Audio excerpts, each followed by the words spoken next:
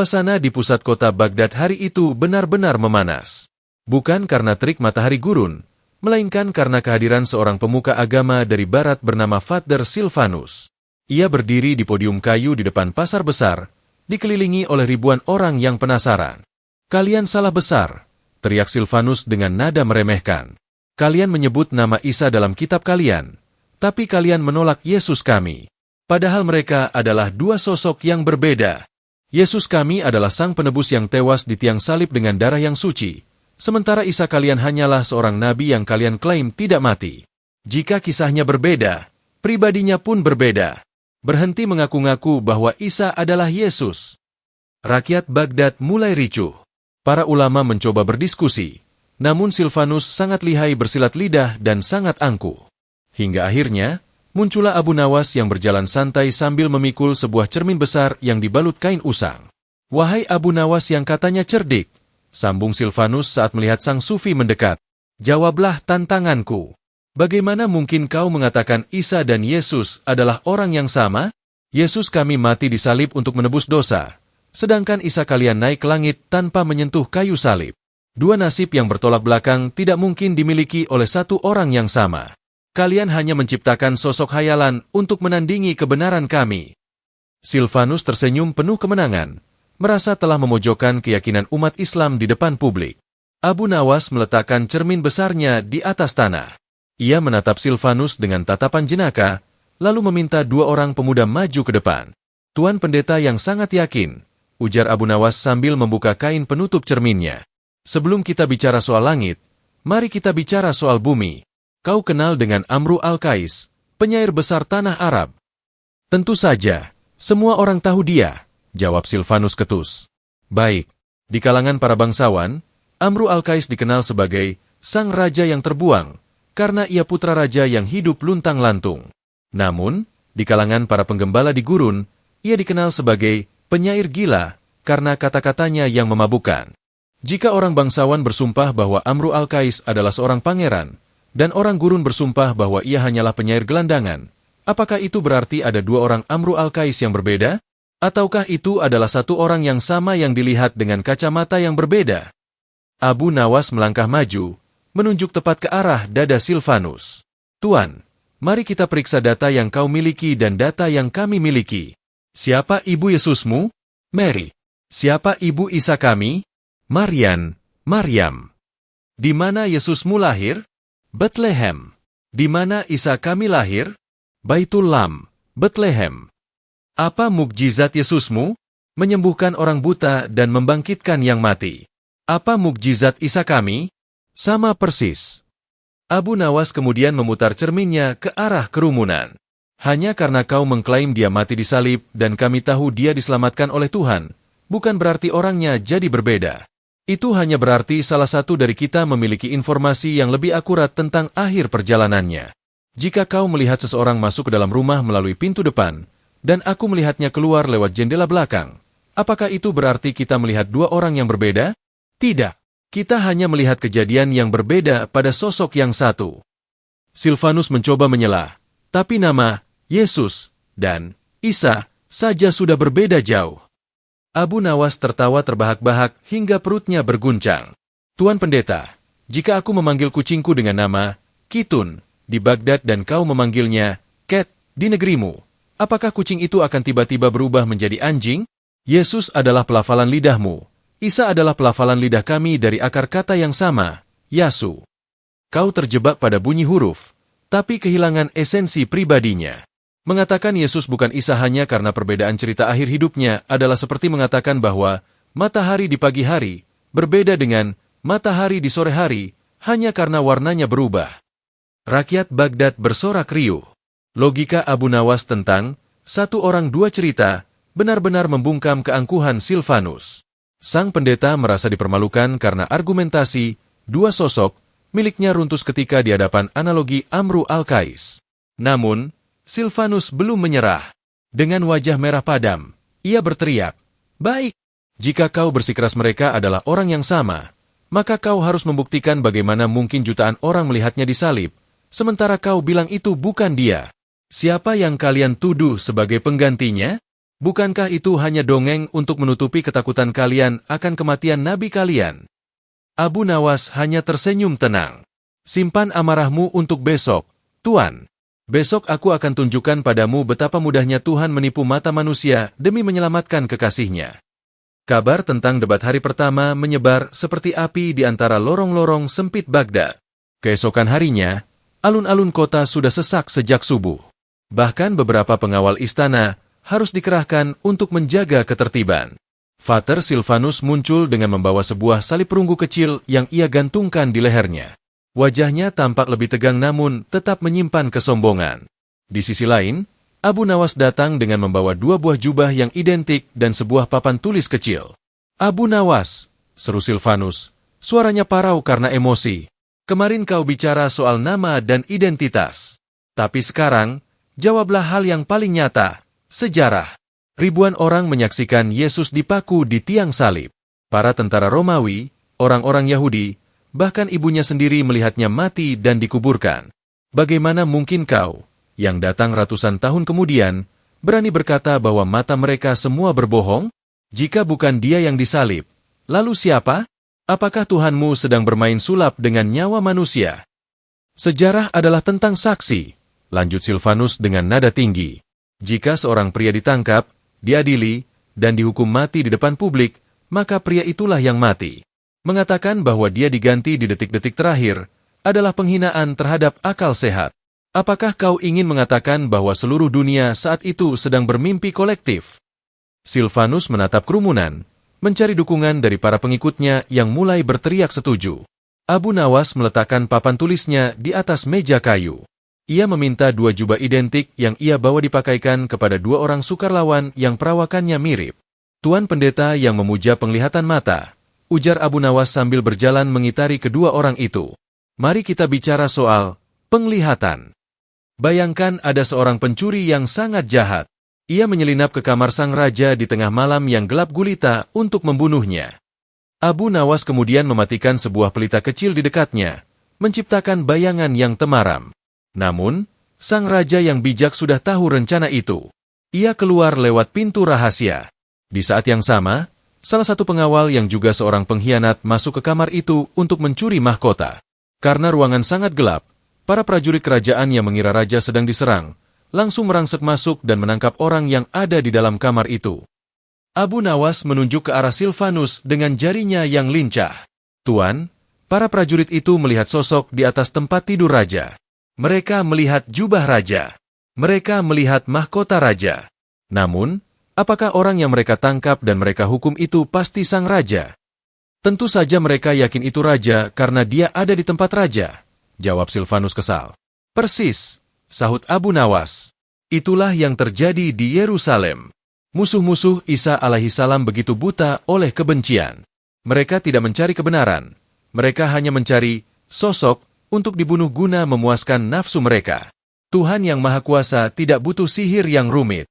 Ia cukup membiarkan penglihatan manusia menjadi kabur oleh emosi mereka sendiri. Siapa yang lebih pantas disalib? Sang Nabi yang suci, atau si pengkhianat, Yudas, yang wajahnya dibuat serupa oleh Tuhan sebagai hukuman atas pengkhianatannya?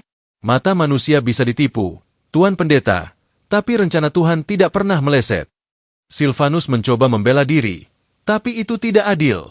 Mengapa Tuhan harus menipu mata orang-orang yang mencintainya? Abu Nawas tersenyum dengan sorot mata yang dalam. Tuhan tidak menipu, Tuhan menyelamatkan. Jika seorang ayah menyelamatkan anaknya dari kobaran api dengan cara mengganti anaknya dengan sebuah boneka agar sang pengejar berhenti mengejar, apakah kau akan menyalahkan sang ayah karena menipu sang pengejar? Penyaliban itu adalah panggung sandiwara bagi mereka yang sombong. Mereka mengira telah membunuh Isa, padahal mereka hanya membunuh seorang pengkhianat yang memakai topeng nasib sang nabi. Kau bangga pada kematian, kami bangga pada penyelamatan. Mana yang lebih menunjukkan kekuasaan Tuhan? Tuhan yang membiarkan nabinya dibantai, atau Tuhan yang mampu mengangkat nabinya ke langit tepat di bawah hidung musuh-musuhnya? Rakyat Baghdad kembali bersorak, kali ini lebih keras. Logika, pencuri dalam kamar raja, membuat argumen sejarah Silvanus tampak rapuh. Jika penglihatan mata bisa dikaburkan oleh kegelapan dan emosi, maka klaim saksi mata tidak lagi menjadi bukti mutlak ketuhanan. Father Silvanus mundur beberapa langkah, nafasnya memburu. Ia menyadari bahwa ia baru saja dijatuhkan oleh logika, keserupaan, yang sangat masuk akal dalam konteks kemahakuasaan Tuhan. Kau, Silvanus berdesis, kau bicara soal penyelamatan fisik, tapi besok, aku akan menyerangmu dengan kematian yang bermakna. Jika dia tidak mati, maka seluruh pengorbanannya untuk dosa manusia adalah sia-sia. Kau telah menghancurkan harapan seluruh umat manusia. Abu Nawas melipat jubahnya kembali. Besok, Tuan, aku akan tunjukkan padamu bahwa Tuhan tidak butuh darah untuk memaafkan hambanya. Hari ketiga dimulai dengan suasana yang lebih berat. Father Silvanus tidak lagi berteriak-teriak. Ia berdiri diam dengan sebuah kain merah tua di tangannya, simbol darah yang tertumpah. Di hadapannya, Abu Nawas datang membawa sebuah timbangan pedagang yang biasa digunakan di pasar dan sekeranjang roti gandum. Abu Nawas, suara Silvanus terdengar dalam dan penuh tekanan. Kau bicara soal penyelamatan seolah-olah itu adalah trik sulap. Tapi dengarlah, keadilan Tuhan itu mutlak. Manusia telah berdosa, dan dosa adalah hutang yang tak terbayar. Jika Yesus tidak mati di salib, maka tidak ada darah yang tertumpah untuk membayar hutang itu. Tuhanmu mungkin menyelamatkan Isa, tapi ia membiarkan seluruh umat manusia tenggelam dalam dosa tanpa penebusan. Tanpa pengorbanan Yesus, Tuhan hanyalah hakim yang melanggar hukumnya sendiri demi kasih sayang yang murahan. Logikanya begini, lanjut Silvanus sambil membentangkan kain merahnya. Jika seorang pria merusak harta kerajaan, ia harus membayar. Jika ia tidak mampu membayar, ia harus dihukum. Yesus adalah Tuhan yang membayar dirinya sendiri dengan darahnya agar manusia bebas. Jika Isa tidak disalib, maka pengampunan Tuhanmu hanyalah omong kosong karena tidak ada harga yang dibayar. Mengapa kau bangga pada nabi yang lolos, sementara dunia butuh seseorang yang berkorban? Rakyat Baghdad terdiam. Konsep penebusan ini terasa sangat heroik, seolah-olah cinta Tuhan diukur dari seberapa besar penderitaan yang diterimanya. Abu Nawas meletakkan timbangannya di atas meja. Ia mengambil sepotong roti dan menaruhnya di satu sisi timbangan, lalu membiarkan sisi lainnya kosong. Tuan pendeta yang senang menghitung darah, ujar Abu Nawas sambil mengunyah sedikit rotinya. Mari kita bicara soal hutang. Bayangkan ada seorang tuan tanah yang memiliki seluruh perkebunan di dunia ini. Salah satu pelayannya yang miskin tanpa sengaja membakar satu pohon kurma milik sang tuan. Abu Nawas menatap Silvanus dengan mata yang tajam namun jenaka. Sekarang, jika sang tuan tanah yang maha kaya itu melihat pelayannya menangis sujud memohon ampun, apa yang akan ia lakukan?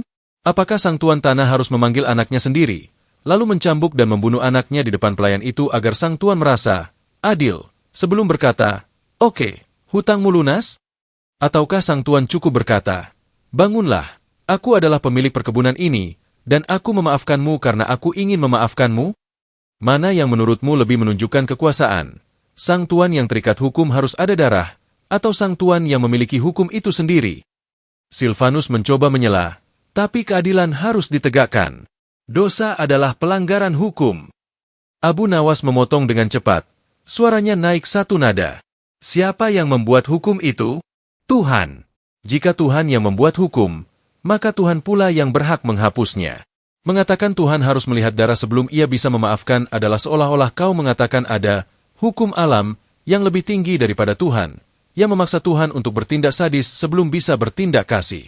Isa alaihissalam tidak perlu disalib karena Tuhan kami, Allah, tidak butuh pembayaran dari siapapun untuk memaafkan hambanya. Ampunannya adalah gratis, seluas samudera, dan tidak menuntut tumbal. Menjadikan kematian Nabi sebagai syarat ampunan justru merendahkan kemuliaan Tuhan, seolah-olah kasih sayangnya punya label harga. Abu Nawas mengangkat timbangannya yang kini seimbang. Dan satu hal lagi, Tuan Pendeta, kau bilang Yesus memikul dosa dunia. Dalam logika kami, keadilan sejati adalah setiap jiwa memikul bebannya sendiri. Jika aku yang mencuri, mengapa anakmu yang harus dipenjara? Itu bukan keadilan, itu adalah kekacauan hukum. Isa alaihissalam diangkat ke langit, karena Tuhan tidak akan membiarkan orang suci menanggung dosa orang-orang jahat. Penyaliban pengkhianat, Yudas, di tiang salib adalah keadilan yang sempurna. Si jahat mati karena kejahatannya, dan si suci selamat karena kesuciannya. Tuhan kami terlalu adil untuk membunuh kekasihnya demi menebus musuhnya. Vater Silvanus terdiam. Kain merah di tangannya merosot jatuh ke tanah. Logika, tuan tanah dan pohon kurma benar-benar menghantam pondasi doktrin penebusannya. Ia baru menyadari bahwa selama ini ia memuja prosedur darah, sementara Abu Nawas menunjukkan hakikat pengampunan. Rakyat Baghdad bersorak, menyadari bahwa pengampunan Tuhan tidak sesulit dan semengerikan yang dibayangkan Silvanus. Silvanus menundukkan kepala, namun ia masih punya satu peluru terakhir untuk perdebatan besok. Baik, tapi jika Isa masih hidup di langit, apa gunanya dia bagi kami yang di bumi? Bukankah itu berarti dia meninggalkan tugasnya sebagai manusia? Abu Nawas hanya tersenyum tipis. Dia tidak meninggalkan tugasnya, Tuan. Dia sedang menunggu perintah untuk menyelesaikan babak terakhir sejarah dunia. Matahari mulai condong ke barat, memanjangkan bayangan menara-menara di Baghdad. Ketegangan antara Abu Nawas dan Vater Silvanus telah mencapai titik filosofis yang mendalam. Rakyat tidak lagi sekadar menonton hiburan. Mereka menyimak setiap kata seolah-olah itu adalah kunci rahasia sejarah. Vater Silvanus berdiri dengan jam pasir di tangannya. Ia menatap Abu Nawas dengan pandangan sinis yang tajam. Abu Nawas, kau bilang dia diselamatkan dan diangkat ke langit. Tapi pikirkanlah betapa tidak masuk akalnya itu.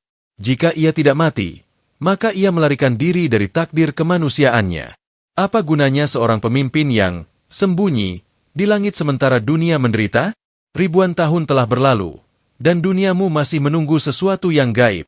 Bukankah lebih masuk akal seorang Tuhan yang mati, bangkit, dan selesai tugasnya, daripada seorang nabi yang pensiun di awan-awan tanpa kepastian? Dengarlah, seru Silvanus. Dunia ini butuh aksi nyata, bukan janji masa depan. Jika Yesus mati di salib, itu adalah bukti ia setia sampai titik darah penghabisan. Tapi jika Isamu hanya diangkat ke langit, ia seperti seorang kapten yang meninggalkan kapal yang sedang karam. Mengapa Tuhan harus repot-repot menyimpannya di sana selama berabad-abad? Apakah Tuhan kekurangan orang hebat sehingga harus mengawetkan satu orang nabi? Silvanus membalik jam pasirnya, seolah menantang Abu Nawas untuk menjawab sebelum pasir itu habis. Abu Nawas berjalan mendekati jam pasir itu. Ia tidak membaliknya kembali, melainkan mengambil sebuah gulungan surat yang masih tersegel rapat dan sebuah kunci emas. Tuan pendeta yang tidak sabaran, ujar Abu Nawas sambil menimbang-nimbang kunci emasnya. Kau bicara soal waktu seolah-olah waktu adalah penguasa Tuhan. Mari kita gunakan logika seorang raja arsitek. Bayangkan sang raja sedang membangun sebuah istana yang paling megah di dunia. Abu Nawas menunjuk ke arah pondasi bangunan di kejauhan. Sang arsitek telah memasang pondasi, pilar, dan atap. Namun, ada satu batu penjuru yang sangat istimewa, yang hanya bisa dipasang saat seluruh bangunan sudah benar-benar siap. Apakah sang raja akan membiarkan batu itu tergeletak di tanah agar dicuri orang atau rusak terkena hujan? Tidak. Sang raja akan menyimpan batu istimewa itu di dalam peti emas yang terjaga ketat di dalam perbendaharaannya. Ia tidak pensiun. Ia tidak sembunyi. Ia sedang disiapkan untuk momen yang paling krusial agar bangunan itu sempurna. Abu Nawas menatap Silvanus dengan senyum yang menyimpan berjuta makna. Tuan, kau bertanya apa gunanya dia di langit? Justru karena ia belum mati, ia menjadi saksi paling sah dalam sejarah. Bayangkan jika ada perselisihan besar tentang sebuah kejadian di masa lalu. Siapa yang paling berhak menyelesaikannya? Orang yang sudah mati dan hanya meninggalkan catatan? Atau orang yang ada di lokasi kejadian dan masih hidup untuk memberikan kesaksian? Tuhan menyimpan Isa alaihissalam bukan karena kekurangan stok nabi, tapi karena Isa memiliki tugas yang tidak bisa dilakukan oleh nabi lain, yaitu kembali ke bumi untuk mematahkan salib, meluruskan kesalahpahaman tentang dirinya, dan menunjukkan kepada dunia bahwa ia adalah hamba Allah, bukan Tuhan. Ia adalah kartu as yang disimpan sang raja untuk memenangkan permainan di babak terakhir. Abu Nawas mengangkat kunci emasnya tinggi-tinggi. Kau bilang lebih masuk akal dia mati dan selesai? Jika ia mati disalib oleh musuh-musuhnya, maka musuh-musuhnya menang dan kebenaran kalah. Tapi kekuasaan Tuhan tidak mengenal kekalahan. Isa harus kembali dalam keadaan utuh, sebagai manusia yang sama, untuk menghancurkan kebatilan, Dajjal, dengan tangannya sendiri. Itu adalah keadilan puitis yang sempurna. Musuh-musuh yang dulu mengira telah membunuhnya, akan melihatnya turun dari langit sebagai hakim yang adil. Tuhan tidak mengawetkan orang, Tuan Pendeta. Tuhan sedang menunda kemenangan agar saat kemenangan itu tiba, tidak ada satupun manusia yang bisa membantahnya. Vater Silvanus terdiam. Matanya terpaku pada jam pasir yang belum habis, namun logikanya sudah buntu. Penjelasan tentang saksi hidup dan batu penjuru membuat konsep Isa yang berada di langit menjadi masuk akal secara strategis bagi kedaulatan Tuhan. Rakyat Baghdad mulai mengerti bahwa Isa di langit bukan karena ketakutan, melainkan karena tugasnya yang belum selesai. Silvanus mengepalkan tangannya. Jadi, kau bilang dia akan kembali untuk meluruskan ajaran kami? Kau sungguh berani, Abu Nawas. Tapi ada satu hal yang tidak bisa kau jawab. Jika ia kembali bukan sebagai Tuhan, lalu mengapa ia begitu diistimewakan dibandingkan nabi-nabi lain, bahkan Muhammad sekalipun? Bukankah itu bukti bahwa ia lebih dari sekadar manusia? Abu Nawas melipat gulungan suratnya. Besok, Tuan Pendeta, aku akan tunjukkan padamu bahwa kemuliaan seorang hamba tidak lantas menjadikannya Tuhan. Kita akan bicara soal hakikat kemuliaan dan kerendahan hati. Hari terakhir perdebatan ini tidak lagi terasa seperti medan perang, melainkan seperti sebuah majelis ilmu yang sunyi namun bergetar. Rakyat Baghdad duduk bersila di tanah, sementara Khalifah Harun ar-Rasyid turun dari balkonnya untuk mendengarkan lebih dekat. Vater Silvanus berdiri dengan bahu yang sedikit merosot. Di tangannya, ia memegang sebuah jubah putih bersih yang diletakkan di atas sebuah kursi kosong. Abu Nawas, suaranya tenang namun mengandung keputusasaan terakhir. Jika kau katakan Isa hanyalah hamba yang disimpan Tuhan untuk akhir zaman, mengapa ia begitu istimewa? Ia lahir tanpa ayah, ia diangkat ke langit hidup-hidup, dan ia yang dipilih untuk membasmi Dajjal. Jika ia hanya manusia, mengapa Tuhan memberinya panggung yang begitu megah dibandingkan nabi-nabi lain? Apakah kau tidak sadar bahwa dengan meninggikan keistimewaannya, kau sebenarnya sedang mengakui ketuhanannya secara tersirat? Bukankah hanya Tuhan yang layak menempati kursi kosong di akhir sejarah nanti? Pikirkanlah, seru Silvanus. Lahir tanpa ayah itu ajaib. Diangkat ke langit itu ajaib. Turun kembali ke bumi itu ajaib. Jika seseorang melakukan semua hal yang hanya bisa dilakukan Tuhan, maka dia adalah Tuhan. Mengapa kau bersikeras menyebutnya hamba, sementara seluruh hidupnya adalah keajaiban yang melampaui batas kemanusiaan? Abu Nawas berjalan ke tengah lingkaran. Ia tidak membawa jubah atau kursi. Ia hanya membawa sebuah pena bulu dan selembar kertas kosong. Ia mulai menulis satu kata indah di atas kertas itu. Allah. Tuan Pendeta yang terpaku pada keajaiban, ujar Abu Nawas sambil meletakkan penanya. Mari kita bicara soal alat. Bayangkan ada seorang kaligrafer agung di Baghdad yang ingin menulis kitab suci yang paling indah. Ia menggunakan sebuah pena emas yang sangat antik, yang tintanya tidak pernah kering dan ujungnya terbuat dari permata. Abu Nawas mengangkat pena bulunya tinggi-tinggi. Semua orang di pasar takjub melihat keindahan tulisan itu. Mereka memuji betapa ajaibnya pena tersebut. Namun, apakah setelah tulisan itu selesai, orang-orang akan menyembah pena tersebut dan berkata bahwa pena itulah yang menciptakan tulisan itu? Apakah kehebatan pena itu membuktikan bahwa ia setara dengan sang kaligrafer? Silvanus menjawab pelan, tentu tidak. Pena itu hebat karena tangan yang menggerakkannya. Abu Nawas tersenyum, sebuah senyum yang penuh dengan kedamaian. Begitulah Isa alaihi salam. Segala keajaibannya, lahir tanpa ayah, menyembuhkan orang buta, hingga turun dari langit, bukanlah bukti bahwa ia adalah Tuhan. Justru itu adalah bukti bahwa ia adalah pena emas milik Allah. Mengapa ia dipilih untuk kembali? Bukan karena ia lebih hebat dari Nabi Muhammad Shallallahu Alaihi Wasallam, melainkan karena ia memiliki urusan yang belum selesai dengan kaumnya yang tersesat menyembahnya. Ia diturunkan kembali bukan untuk duduk di kursi Tuhan, melainkan untuk sujud di belakang seorang imam muslim, Imam Mahdi. Bayangkan betapa hancurnya kesombongan para penyembah manusia saat mereka melihat sesembahan mereka sendiri justru bersujud kepada Tuhan semesta alam sebagai seorang hamba. Kehebatannya adalah bukti kekuasaan Allah, bukan kemandirian dirinya. Abu Nawas mendekati kursi kosong yang dibawa Silvanus, lalu ia menutup kursi itu dengan kain biasa. Tuan, kau bilang lahir tanpa ayah menjadikannya Tuhan? Lalu bagaimana dengan Adam? Adam lahir tanpa ayah dan tanpa ibu. Jika ketiadaan ayah menjadikan seseorang Tuhan, maka Adam lebih layak kau sembah daripada Isa. Tuhan menciptakan Adam dari tanah tanpa orang tua untuk menunjukkan ia maha kuasa. Tuhan menciptakan Isa dari ibu tanpa ayah untuk menunjukkan Ia Maha Kuasa. Dan Tuhan menciptakan kita semua dari ayah dan ibu untuk menunjukkan Ia Maha Kuasa. Isa hanyalah salah satu kalimat dari sekian banyak kalimat Tuhan. Memuja kalimat sebagai penulisnya adalah kesalahan akal yang paling nyata. Father Silvanus terdiam 1000 bahasa. Kursi kosong yang ia bawa seolah-olah berteriak bahwa memang tidak ada tempat bagi manusia di atas tahta ketuhanan. Ia menatap Abu Nawas, lalu menatap jubah putih di tangannya. Perlahan, ia meletakkan jubah itu dan membungkuk dalam-dalam. Abu Nawas, bisik Silvanus dengan air mata yang mulai menetes. Selama ini aku memuja keajaiban, tapi hari ini kau mengajariku untuk memuja pembuat keajaiban. Aku mengerti sekarang. Isa adalah tanda, dan aku telah terjebak memuja tandanya. Rakyat Baghdad menggemakan takbir yang meruntuhkan keangkuhan hari itu. Khalifah Harun ar-Rasyid berdiri dan bersabda, "Hari ini, kebenaran telah tegak di atas nalar.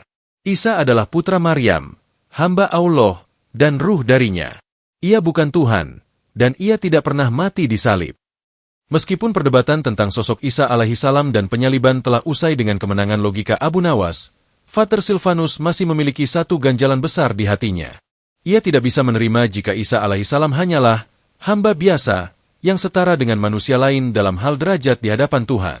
Di hari ke-6, Silvanus muncul di pelataran istana dengan membawa 2 buah cawan. Satu terbuat dari emas murni yang bertahtakan permata, dan satu lagi terbuat dari tanah liat yang kasar. Ia meletakkan keduanya di atas meja batu di hadapan Abu Nawas.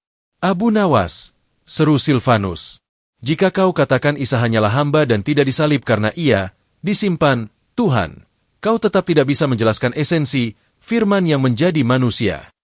Isa disebut kalimatullah, kalimat Allah, dalam kitabmu sendiri.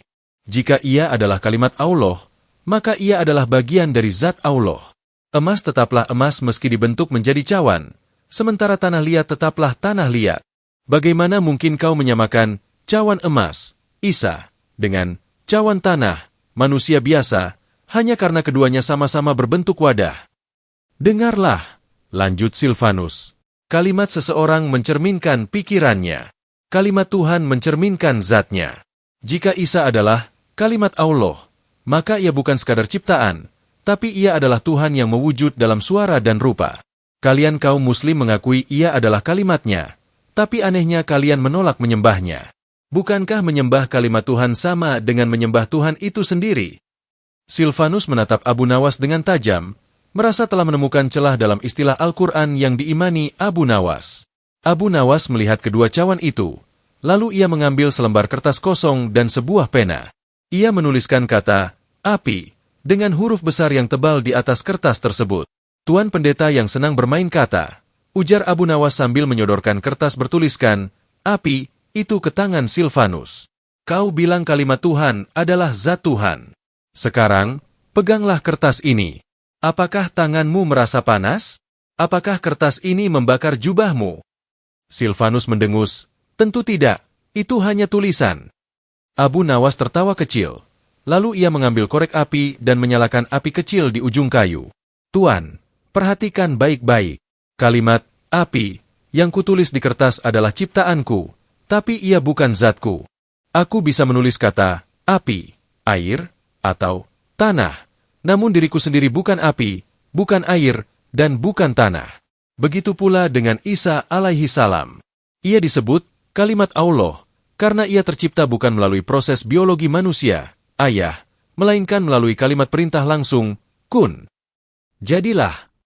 Ia adalah hasil dari kata Tuhan, bukan bagian dari zat Tuhan.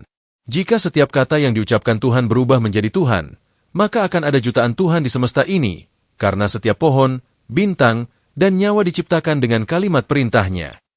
Abu Nawas mengambil cawan emas milik Silvanus dan mengetuknya dengan jarinya. "Kau bilang Isa adalah emas dan kita adalah tanah liat? Ketahuilah Tuan, baik emas maupun tanah liat, keduanya adalah barang tambang yang diambil dari bumi. Keduanya tidak bisa ada jika tidak diciptakan oleh sang penambang." Memuja Isa karena ia disebut kalimatullah adalah seperti orang bodoh yang memuja surat cinta dari sang raja dan menganggap surat itu adalah sang raja sendiri. Surat itu mulia karena dikirim oleh raja, tapi surat itu tetaplah kertas dan tinta. Isa mulia karena ia adalah kalimat yang mewujud, tapi ia tetaplah hamba yang diciptakan. Jangan tertipu oleh keindahan pena, sampai kau lupa pada tangan yang memegangnya. Father Silvanus terdiam membisu. Kertas bertuliskan, api, di tangannya terasa berat. Logika Abu Nawas tentang kalimat versus zat telah memisahkan antara proses penciptaan dan hakikat pencipta. Ia menyadari bahwa sebutan kalimatullah justru menunjukkan keagungan kekuasaan Allah yang bisa menciptakan manusia hanya dengan satu kata, tanpa perlu proses alamiah. Rakyat Baghdad bersorak, menyadari keindahan tauhid yang menempatkan segala sesuatu pada porsinya. Silvanus menarik napas dalam. Logikamu tentang kalimat sungguh kuat, Abu Nawas. Tapi jika ia hanya kalimat ciptaan, mengapa ia memiliki kuasa untuk menghakimi dunia di akhir zaman nanti? Pagi itu, pelataran istana Baghdad diselimuti kabut tipis yang perlahan tersingkap oleh cahaya matahari. Ini adalah hari ke-7, babak penentuan dari segala perdebatan. Rakyat berkumpul dalam keheningan yang luar biasa, seolah-olah bernapas pun mereka tak berani. Father Silvanus berdiri di undakan tertinggi pelataran istana. Kali ini, ia membawa sebuah kunci perak besar dan sebuah timbangan emas. Wajahnya tampak pucat namun matanya menyala dengan sisa-sisa argumen terakhirnya. Abu Nawas, suaranya parau namun tajam. Jika kau katakan Isa hanyalah hamba, maka kau telah meruntuhkan harapan keselamatan kami. Di akhir zaman nanti, ia akan turun untuk menghakimi dunia. Ia yang akan membasmi Dajjal. Ia yang akan memimpin manusia. Jika ia bukan Tuhan, mengapa Tuhan memberikan hak prerogatif sebagai hakim kepadanya? Mengapa bukan nabi kalian saja? Apakah kau tidak melihat bahwa orang yang memegang kunci keputusan akhir atas nasib manusia pastilah memiliki zat ketuhanan di dalamnya? Logikanya begini, lanjut Silvanus sambil mengangkat kunci peraknya. Jika kau berada di pengadilan, siapa yang paling berkuasa? Tentu sang hakim. Keputusannya adalah hidup atau mati. Jika Isa diturunkan untuk menghakimi, maka dialah pemilik otoritas atas surga dan neraka. Bagaimana mungkin seorang hamba memiliki hak untuk memutuskan nasib hamba lainnya jika ia tidak setara dengan sang pencipta? Abu Nawas berjalan ke tengah lingkaran. Ia tidak membawa kunci atau timbangan. Ia hanya membawa sebuah stempel resmi kerajaan dan selembar surat mandat yang ia pinjam dari sekretaris istana. Tuan Pendeta, ujar Abu Nawas sambil menunjuk ke arah kursi hakim di depan istana. Bayangkan ada sebuah provinsi yang sangat jauh dari Baghdad. Di sana terjadi kekacauan, fitnah merajalela, dan hukum diputarbalikkan oleh para pemberontak. Abu Nawas menatap Khalifah Harun ar-Rasyid sejenak, lalu kembali ke Silvanus. Lalu, Khalifah mengutus seorang hakim agung yang sangat terpercaya. Hakim ini membawa stempel Khalifah dan surat mandat resmi. Ia datang ke provinsi itu, menangkap para pemberontak, dan menjatuhkan hukuman sesuai dengan kitab undang-undang sang Khalifah. Sekarang katakan padaku, Tuan Pendeta, apakah karena hakim itu memegang kekuasaan hidup dan mati di provinsi tersebut, maka ia secara otomatis menjadi Khalifah itu sendiri? Apakah rakyat di sana harus menyembah hakim itu sebagai raja mereka? Silvanus mengerutkan dahi. Tentu tidak. Ia hanyalah wakil yang menjalankan hukum rajanya. Abu Nawas menepuk tangannya dengan keras. Suaranya bergema di tembok istana. Tepat sekali. Itulah titik di mana kau tersesat, Tuan Pendeta. Isa alaihissalam turun di akhir zaman bukan untuk membuat hukum baru, melainkan untuk menegakkan hukum Allah yang telah lama dihianati. Ia membasmi Dajjal bukan dengan kekuatannya sendiri, tapi dengan izin dan kekuatan dari Tuhan. Ia disebut hakim karena ia adalah saksi kunci yang akan membantah semua fitnah tentang dirinya. Ia akan berkata kepada mereka yang menyembahnya, Aku tidak pernah menyuruh kalian melakukan ini. Ia adalah hakim yang dikirim untuk membersihkan namanya sendiri dari tuduhan ketuhanan yang kalian sematkan padanya. Ia memegang kunci, tapi kuncinya adalah milik sang pemilik rumah. Abu Nawas mendekati Silvanus, menatap matanya dengan penuh empati namun tegas. Tuan, kau bertanya mengapa ia yang dipilih, bukan nabi kami? Karena nabi kami, Muhammad Shallallahu Alaihi Wasallam, adalah pembawa risalah terakhir yang sudah sempurna. Tugasnya adalah menyampaikan. Sedangkan Isa alaihissalam memiliki hutang sejarah yang harus diselesaikan di bumi. Ia harus mati secara manusiawi setelah tugasnya selesai, untuk membuktikan bahwa ia bisa mati seperti manusia lainnya. Jika ia adalah Tuhan, ia takkan pernah bisa merasakan maut. Kehadirannya di akhir zaman justru adalah proklamasi kehambaannya yang paling agung. Ia datang sebagai pengikut syariat Muhammad, sujud di belakang imam kaum muslim, dan akhirnya dikuburkan di bumi sebagai tanah. Mana ada Tuhan yang sujud kepada hambanya dan akhirnya dikuburkan di dalam tanah? Keheningan mencekam menyelimuti pelataran. Father Silvanus perlahan menurunkan tangannya. Kunci perak yang ia pegang terjatuh ke lantai batu dengan denting yang seolah menandakan berakhirnya sebuah era dogma yang rumit di kepalanya. Ia memandang ke arah langit yang luas. Ia menyadari bahwa selama ini ia telah membatasi kemuliaan Tuhan dengan harus menjelma menjadi manusia untuk menunjukkan keadilan. Hari ini, ia melihat Tuhan yang jauh lebih besar, Tuhan yang cukup dengan perantara hambanya untuk menundukkan seluruh dunia. Abu Nawas, bisik Silvanus dengan suara yang tidak lagi sombong, melainkan penuh kelegaan. Kau telah mematahkan salib di dalam pikiranku sebelum Isa sendiri turun untuk mematahkannya secara nyata. Khalifah Harun ar-Rasyid bangkit dari singgasananya, memberikan penghormatan kepada Abu Nawas. Perdebatan itu pun berakhir bukan dengan amarah, melainkan dengan sujud syukur. Father Silvanus memutuskan untuk melepas jubah kependetaannya dan memilih menjadi seorang pengembara pencari hakikat di tanah Baghdad.